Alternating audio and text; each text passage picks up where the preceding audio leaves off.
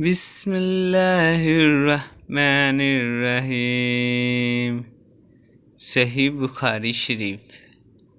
हमसे इसहाक बिन इब्राहीम अल-हज़ली ने बयान किया, इन्हें अब्दुर्रज़्ज़ाक़ ने खबर दी, इन्हें मामर ने हमाम बिन मनबा के वास्ते से बतलाया कि इन्होंने अबू हुरैरा रज़ियल्लाहु अन्हु से सुना, वो कह रहे थे कि रसूल अल्लाह सल्लल्लाहु अलैहि वसल्लम ने फरमाया कि जो शख्स हदस करे इसकी नमाज कबूल नहीं होती जब तक कि वो दोबारा वज़ू न कर ले।